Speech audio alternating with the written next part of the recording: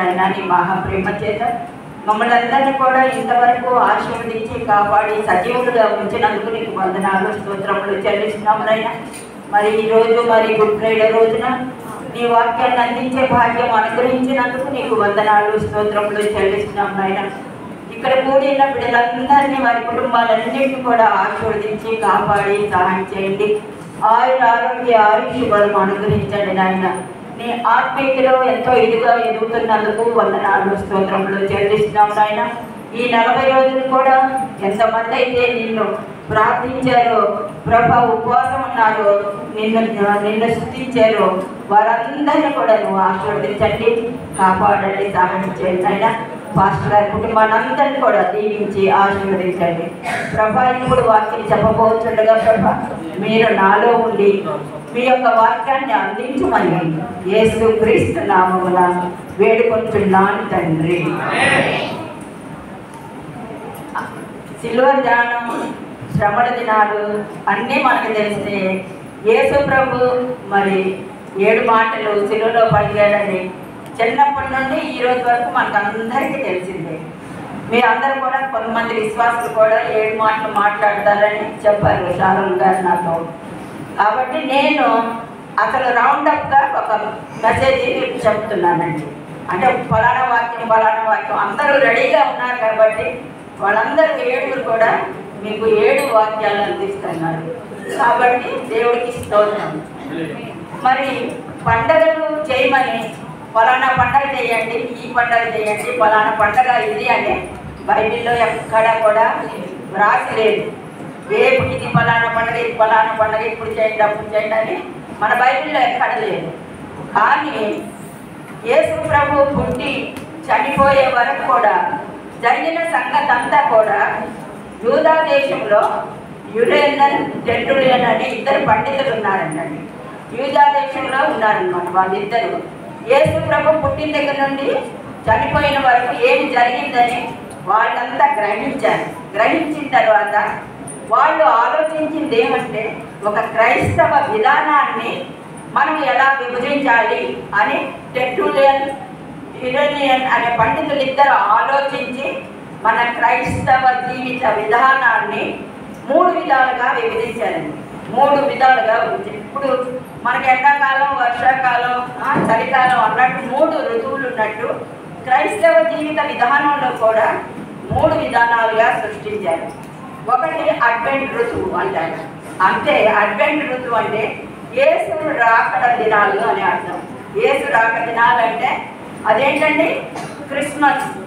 అదేంటి? మనం యేసు ప్రభు ఈ లోకంలో పుట్టాడు మన కోసం అనేది మనం సంతోషంగా జరుపుకునే పండగ క్రిస్మస్ పండగ. అది ఏర్పాటు చేశారనమాట. దాన్ని అడ్వెంట్ ఋతువు అంటారు. రెండవది శ్రమల కాలం, లెంట్ ఋతువు అనమాట. అంటే ఇప్పుడు మనమందరం ప్రస్తుతం దాంట్లోనే ఉన్నాం. వాళ్ళు పెట్టారన్నమాట క్రైస్తవ విధానాన్ని 3 రీతిలుగా విభజించి. ఒకటి అడ్వెంట్ ఋతువు అంటే క్రిస్మస్, యేసు రాకడ. నెంబర్ 2 శ్రమల దినాలు. శ్రమల దినాలంటే ఇప్పుడు యేసు ప్రభు వచ్చి 40 డేస్ శ్రమలు పడి శిలువ మీద మరణం పొంది మన కోసం మన పాపాలని క్షమించి మనల్ని పరలోక రాజ్యానికి పంపించడానికి ఆయన చేసిన సాక్రిఫైస్ అన్నమాట. మూడవది ఏంటంటే యేసు ప్రభు వెళ్ళిపోయిన తర్వాత ఆయన ఒక ఆదరణకర్తని పంపించాడు.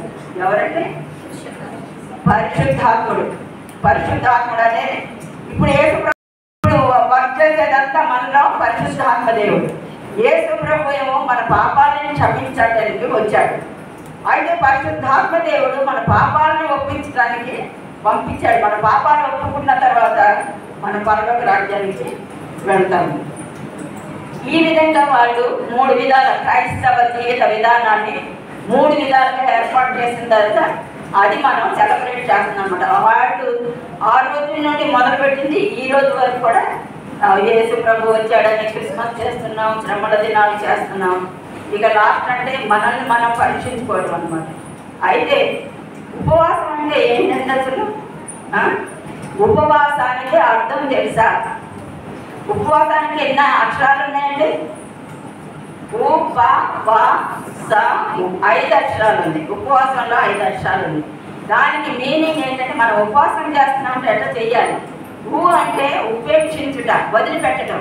మనలో ఉన్న పాపాలని మనం వదిలిపెట్టాలన్నమాట. ఉపవాసం చేసే వాళ్ళు తప్పకుండా మనం ట్రై చేయాలి. 99% మన పాపాలను వదిలిపెట్టడానికి ట్రై చేయాలి. అంటే ఉపవాసం, ఉపేక్షించుట, వదిలిపెట్టుట. అంటే పరీక్షించుకొనుట, మనల్ని మనం రోజు కూడా పరీక్షించుకోవాలి. మనం ఏం తప్పు చేసాం, మనం ఎలా ఉన్నాం, మనం ఎలా వెళ్తున్నాం, దేవుడికి ఎంత దగ్గరగా ఉంటున్నాం, బ్రతుకుతున్నాం అనేది మనం తెలుసుకోవాలన్నమాట. రోజు వాట్ ఎవర్ వి ఆర్ అనేది మనం పరిశీలించుకుంటే ఇతరులని మనల్ని బాధపెట్టాం.